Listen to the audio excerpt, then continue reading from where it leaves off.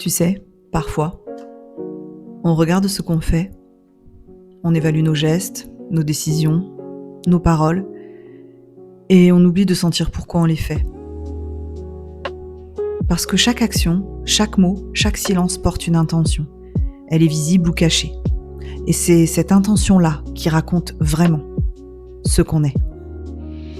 Bienvenue.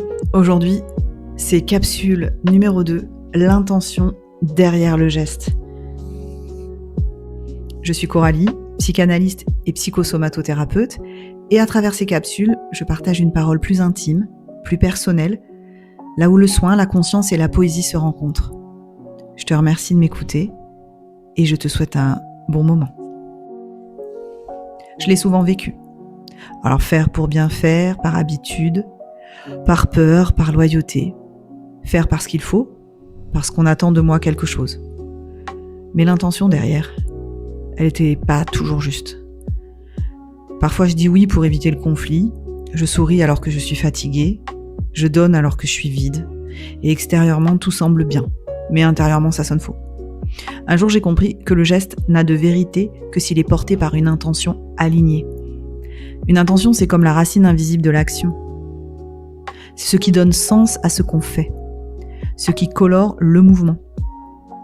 Faire quelque chose avec peur, c'est pas la même vibration que le faire avec amour.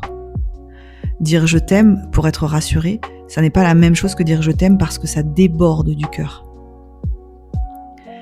L'acte peut être identique, mais l'énergie qui la traverse change tout. Et souvent, on croit qu'on agit bien, alors qu'on agit juste pour ne pas perdre. C'est subtil, mais l'intention, elle, sait. Elle sent. Alors depuis quelque temps, avant d'agir, je me demande doucement d'où vient ce geste. Est-ce qu'il naît de ma peur ou de ma présence ? Et tu sais quoi ? Cette question, elle transforme ma vie encore aujourd'hui. Elle l'a transformée par le passé et elle agit encore et encore. Parce qu'elle m'a permis de redevenir auteur de mes actions. De sortir du mode réaction, la plupart du temps, on va pas se mentir, et de revenir dans la conscience du mouvement. Et depuis, je sens la différence. Quand j'agis depuis la peur, il y a de la tension. Et quand j'agis depuis la présence, il y a de la paix. Et cette paix-là, c'est le signe de l'intention. Et le signe que mon intention à ce moment-là, elle est juste. Alors je crois que la vraie spiritualité, ce n'est pas de ne rien faire. C'est de faire avec clarté. De ne plus confondre le geste et la vibration qui le porte.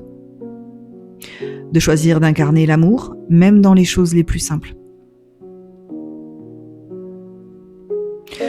Aujourd'hui, et depuis peu, je ne cherche plus à tout comprendre.